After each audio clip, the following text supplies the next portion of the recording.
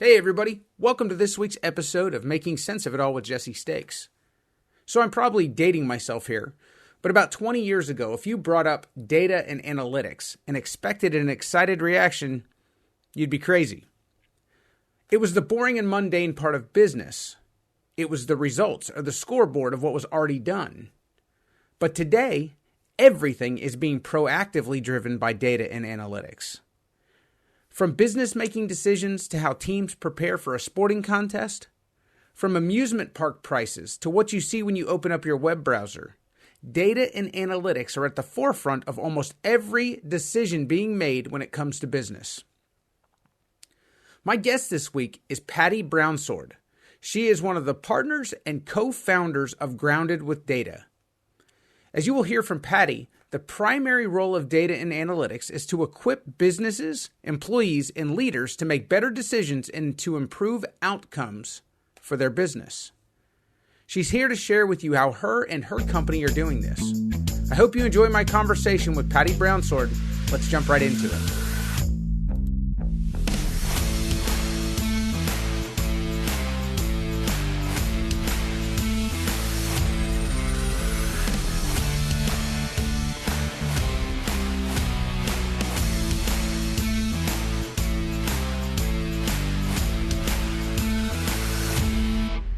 Patti, thank you so much for joining me. Thanks for having me today. I'm excited to be here. So, super high level, before we jump into everything, what does Grounded with Data do for their customers? Right. So we call ourselves a market research and data analysis coaching and consulting firm.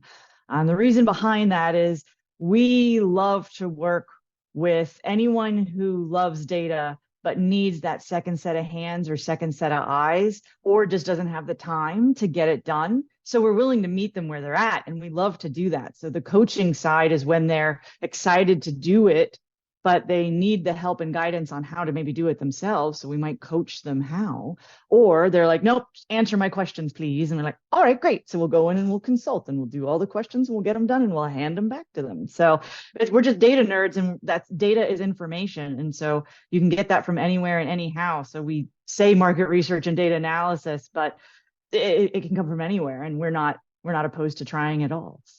It's funny. There was a company I worked for in a previous life, probably almost 10 years ago now, and I was sitting in a room, and it was in Fort Lauderdale. I'll never forget this because it wasn't really a thing yet. People weren't talking about data and the use of data, but it was they sat in front of the room, and there was a bunch of salespeople and managers and leaders in this organization, and the CEO of the company sat up there and said, the most valuable commodity that we have as a company is our data. And it was just like you kind of heard just kind of a hush came over the crowd, and it was like you heard some murmuring, but it was like people really didn't get it at that point. And I don't think there is a soul on this planet in 2024 that doesn't understand the value of data in this world today. Oh yeah. Oh yeah. We're here. We're here. Yes, no doubt, no doubt.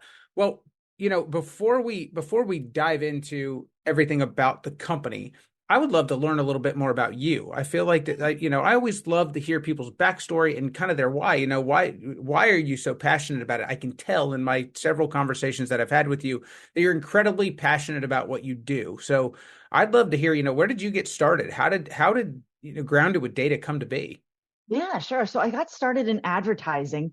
I had a wonderful intern manager at an ad agency put me in the media department, and I had no idea what media was. I found out none of my friends who have wound up in media, that they didn't teach this in college, but they got placed in there because they seemed to be more analytical, personable, yes, but more analytical than what like account manager, and not as creative as what the creative people do. So they put me in media, and I was like, what is this? I have a plan. I needed this thing, and they're like, that's why you need media. Like, oh, okay. And so I interned there and fell in love with it. The idea of the numbers behind the rationale of making decisions of where you're going to put the millions of dollars in order to get the millions of eyeballs. Like, what's the most efficient, most impactful way? Yeah. And that just started me on this journey of what's always impact, and then what's the easiest way of water, to get there, right? And so I started in advertising in 2004. And I was at one of the largest agencies in Orlando, and they focused on the travel and hospitality category. Okay. And that was right when online started. And so online buying, like you could buy a website for a while and you'd buy the impressions and be like, yeah, we bought the impressions on this particular website. But when I came in, it started to be like, oh, networks, like these conglomerates were then buying the inventory on these websites. And then so you could buy the network and not worry about the website and where the impressions were. And then when the data started coming in, and there was a whole thing called wither the click, like nobody's clicking on stuff except the people that you don't care about. Your target audience isn't clicking. So how do you track that? And with spotlight tags and later things and blah, blah, blah. But then we just started getting pelted with all of this data and numbers and performance metrics that our clients had never seen before. Right. Like they've never had this opportunity. And when we first started, we were just fire hosing them, like, look at all this stuff we have with decisions, and they just glaze over.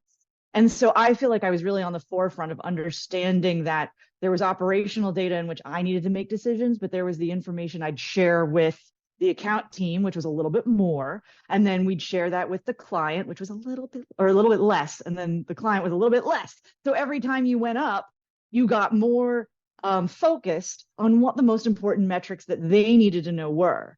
Right. So Sure. I started to learn that in the very beginning. And then I got my master's degree at the same time. I got an MBA, and that allowed me to apply for a position at Clear Channel Outdoor in the billboards. Okay. I played with the digital billboards. I was the digital manager for Orlando. And unbeknownst to me, I actually created a predictive model for changing the pricing structure of the digital billboards based on the pacing in which we were selling. And no one had done that before in the company. And I started to present that to all the digital billboard people. And then I was like, this is just math in a spreadsheet, but I started to do that. And then I moved to business intelligence because I wanted to be a media director and go back to my roots in the ad agency world. But all of the media directors in Orlando were about, middle-aged men, 45, 50 years old, and they weren't going anywhere. And I was all friends with them, and I knew they weren't going anywhere. So I needed another option. And my friend who was a data scientist at the AAA national office needed an assistant. And so I became the senior analytical consultant for the data scientist at AAA. And because of the fact of some of the stuff I had done with my modeling and my pivot tables I'd had a small little lily pad stint working for a national agency as media director. And I do not recommend work. I didn't like it. But that gave me some more tools that when we'd just meet for tea, I would tell her like the giant amount of pivot tables I was doing to tell the story of performance for, a particular client. And so when she got the opportunity to do that, she's like, you know how to tell a story. You know how to tell a story the right way to the right audience and make recommendations off of it. We're starting to learn Tableau right now. I can catch you up on that fast, but I need somebody who can help me tell a story. And so she hired me. But when I left that stint at the ad agency, they came back to me just a few weeks after I moved over to the business intelligence department at AAA, and they said, we can't tell the client that you're not here to finish these massive pivot table quarterly reports because there's no one else who knows how to do this. Even though you train them, they don't have the time, and we know you got to do it. And I was like, I have a full-time job, right? This normally takes me 55 hours of pivoting. I was like, but I now know Tableau. How about I do this, but can I bring my friend on board, who's the data scientist at AAA? They have a great moonlighting policy, as long as you're not doing like automotive or travel, that, insurance. Understood.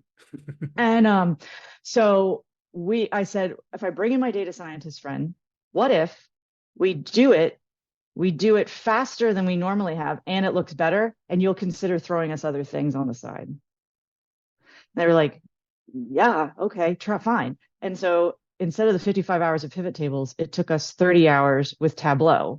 It looked better. We were able to pull in census data to do comparisons and like contrasts of stuff. And then we charged them for 40, and then they started throwing us other business. And that's how the side hustle started. So, so I started the side hustle, and it was really originally like a revenue play. Right.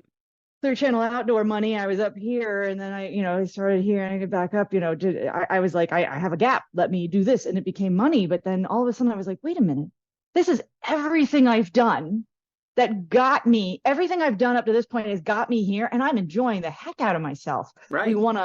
won a couple of accounts that were like nonprofits. We won the History Center here in Orlando. We won a health foundation here in Orlando, and all of a sudden, I'm like, I'm helping good people. I'm making an impact on what they can do. Oh, I want more of this. Right. Fills And your so I cup up started, fast, doesn't it? right? Yeah.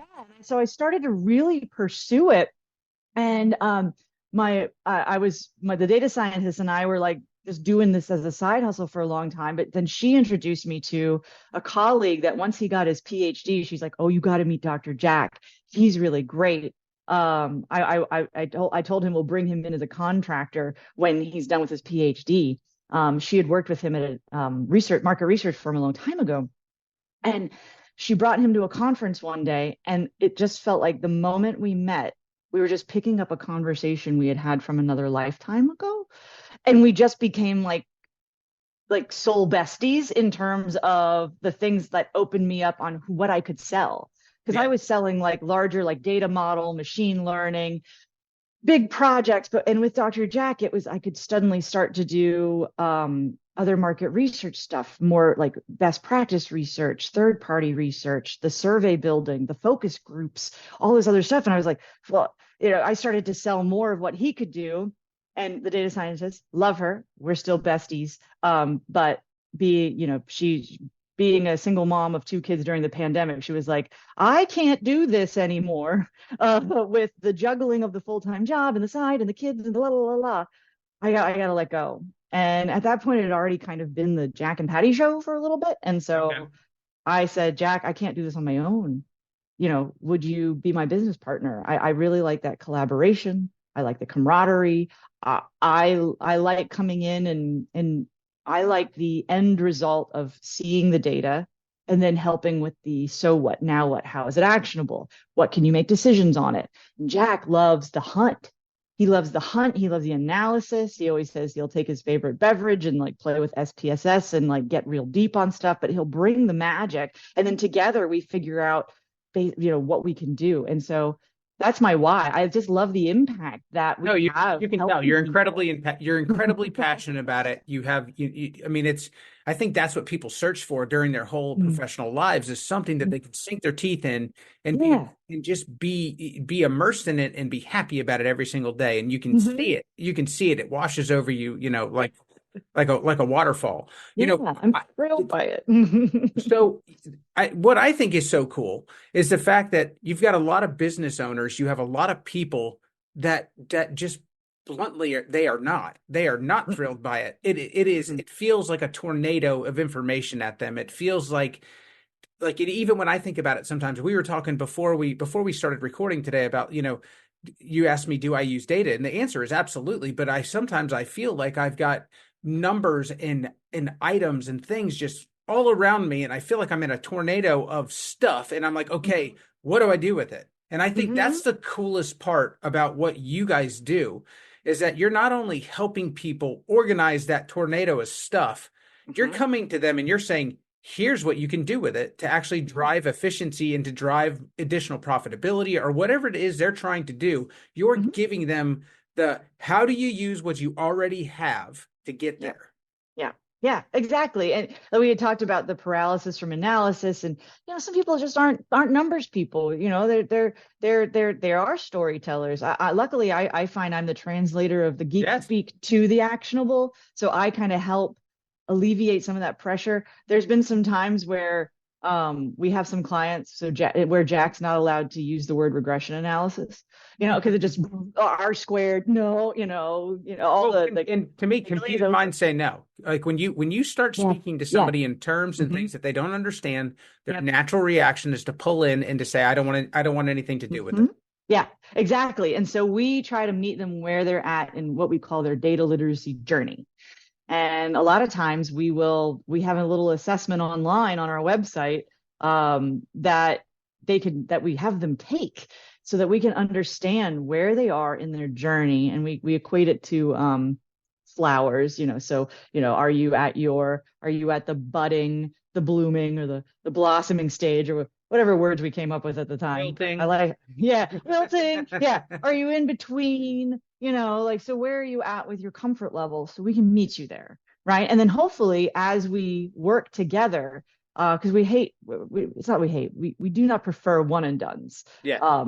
Because it's like, oh, we like to go on your journey with you and see you grow and see, little flower. We are the watering plant, we're the watering can. Sometimes we're a fire hose, but we like try to water can the flowers. But we want to bring them up and move them forward. And that's really one of the wonderful things, that when we accomplish that, when we get them from that lower stage of being fearful of it to much more appreciative of it, they may not know exactly how to, they still may not feel comfortable sorting and doing a VLOOKUP in Excel, but we package the information. There's one client that we make a matrix of this is high effort on your team on the top, low effort on the bottom, and then across is low satisfaction by your clients, high satisfaction by your clients.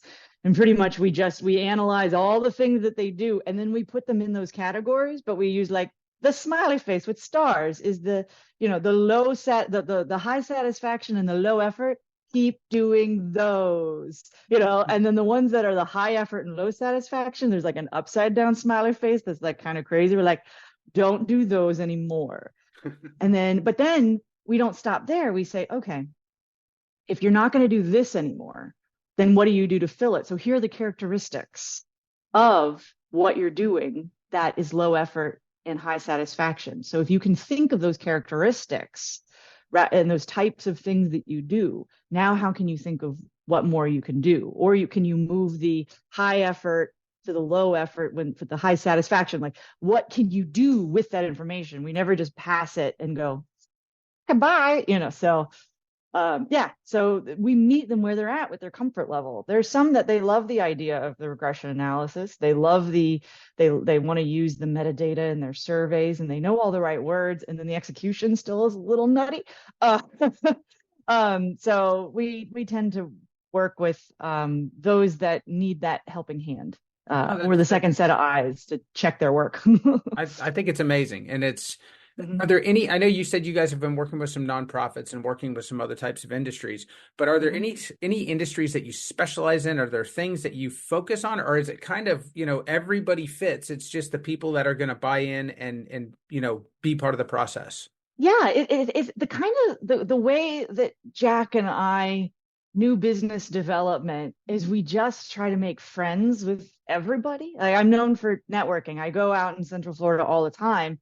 And I'm not afraid to, like, I've got like a strategic partner group that I send info to. I just had an email go out, at the end of the month, telling my friends and mentors and strategic partners what we did this past month, because I'm hoping that it churns their brains on who else they might introduce me to, or if they hear. Yeah, absolutely. So I'm not actively going after one kind of account or one kind of industry. That seems to fall flat. Like, I go after you and be like, you need data. I do. Like, no, they've got to already be like, I know this could be better. I know I could make better choices or decisions. Like, so the hot buttons are, I know what got me here won't get me there.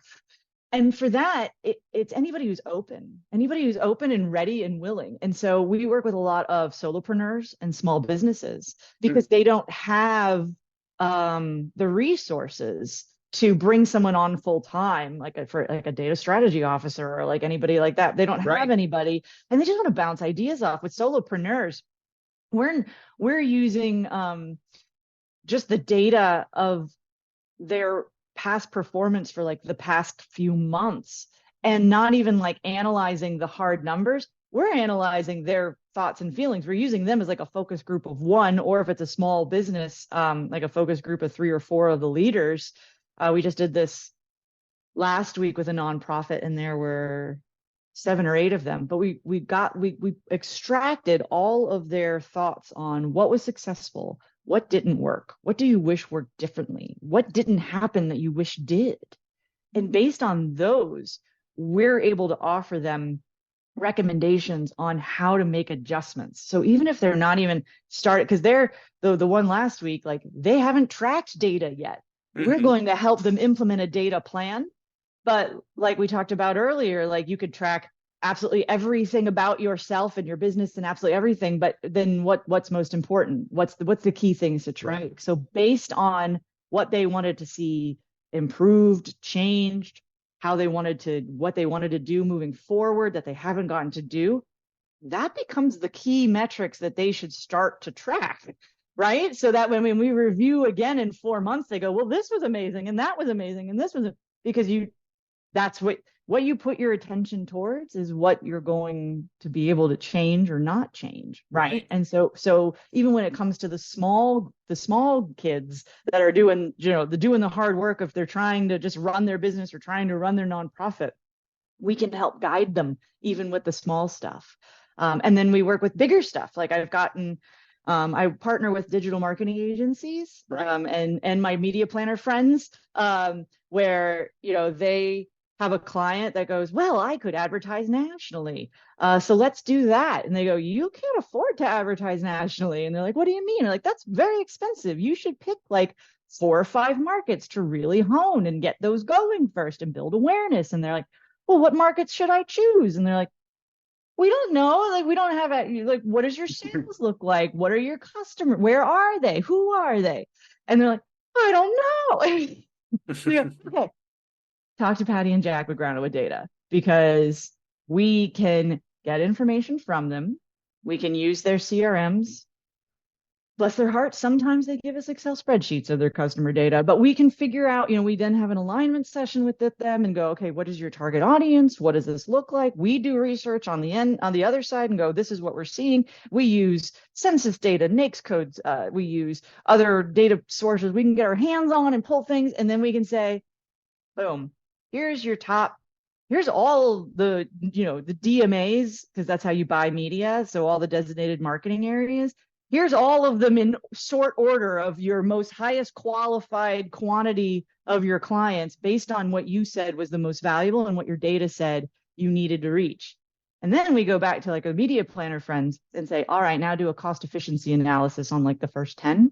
Because, it's more expensive to have a reach of 40% with a frequency of 7 in LA, right, versus Gainesville, Florida, And so when we want them to test and try and fail fast, learn from the mistakes, and then move forward, then we rejigger the priority of the markets and say, try these 3 first. Mm-hmm. You're gonna get a bigger bang for your buck because you can get a faster reach and frequency, but it's the same similar market type as this big market that's more expensive.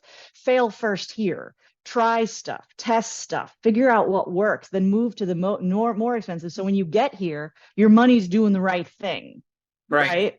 So we can help with major e-commerce brands too, get them the right data that they need to make decisions. And so we don't care who we work with, as long as, well, we've said no to a guy who he wanted to double his sales and he had high fructose corn syrup in his product. And we said, no, thank you. But other than that, we're pretty open. We don't want to work with like political stuff because that's just a can of worms. But other than that, I'm happy, especially with nonprofits. Our goal is to like work with 50 nonprofits in the next, now I have like 3 or 4 years left in that category. But when I first started, I was like 50 nonprofits in 5 years. So, we're working towards that just to know we're in the world. So now I help solopreneurs and small businesses also, like, just help them get comfortable with AI.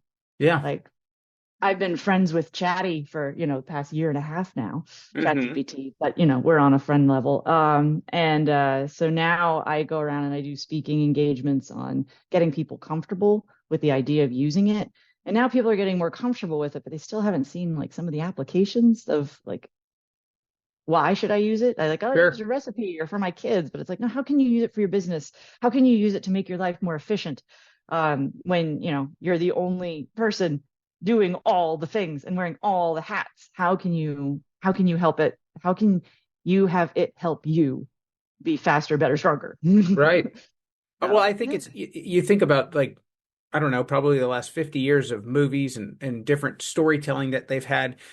People talk about the battle between art and science. It's always, Mhm. there's always been this saying, and it really, I feel like in the very not, not too far past and go into the present and into the future, like we have this data and analytics is touching everything in today's world, whereas people used to think about it as a part of the economy or a part of what we do.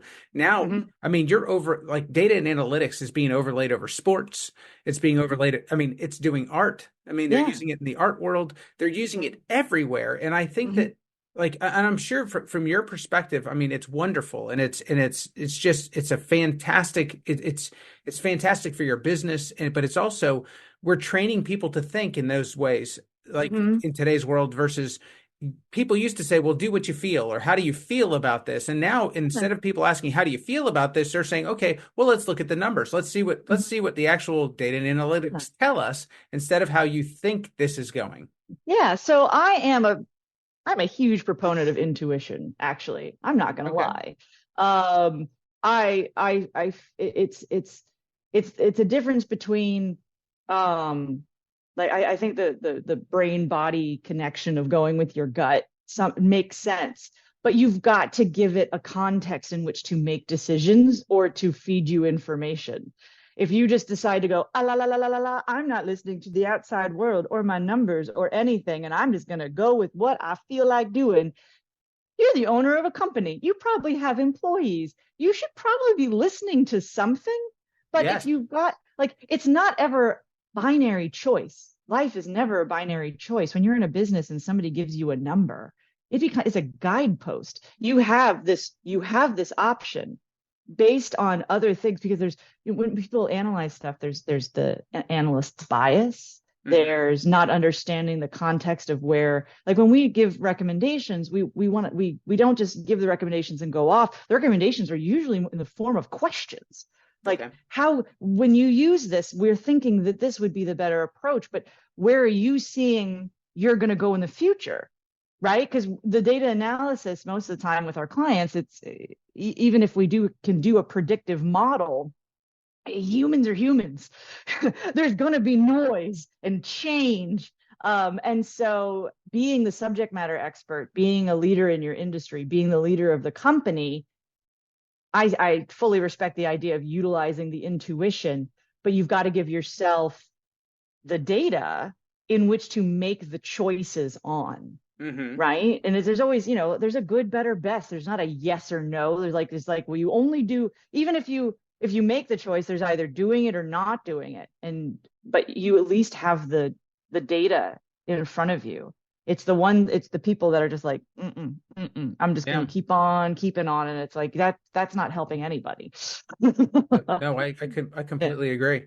Yeah. I feel like we could talk about this forever. I mean, I think there's so much, there's so much here and there's so much that you can really, you know, um, like I said, it touches everything in today's world. And I feel like that there's still a big lack of knowledge in like as far as what our market has, what the world has. I feel like the average consumer or the average business owner is still just dipping their toe in. Like you said, I mean, they're using Chat GPT to pull up a recipe. It's being used as kind of a, hey, look, I can ask my computer something. It's kind of Mhm. like what AOL was back Yeah. when it first started. So I do feel like that there's a tremendous amount of opportunity to teach, to get people actually utilizing these tools in a way that benefits them to makes their business more efficient. I Mhm. mean, you have an open invitation anytime you want to come talk to my audience. I think it's absolutely wonderful the information and the stories that you can provide. If business owners are listening to this, or if people are, like you said, solopreneurs or people that just feel like, hey, I need this. I need to get more engaged in my numbers and understand the data that I have access to and that I've created over the last year, the last 2 years, however long it's been. What's the best way for them to get a hold of you and start a conversation? Email me at Patty with an I. So Patty at groundedwithdata.com. Excellent. Patti, thank you so much. I learned a tremendous amount here in the last 30 minutes. And again, I cannot wait to have you back on the show. Oh, my pleasure. I'm sad that 30 minutes are already up too. I'll tell you, if you couldn't tell, I really enjoyed my conversation with Patti. I think there's so many things that data and analytics have been utilized for, but we truly are just scratching the surface. One of the cool things that I looked up in my preparation for my conversation with Patti was how AI was being utilized, how data and analytics were being utilized. And one of the cool things that I found was that it's actually being utilized in surgical procedures now. They're using a combination of predictive capabilities with defined rules to mitigate the risk of infection during surgery to make sure that they obtain better outcomes.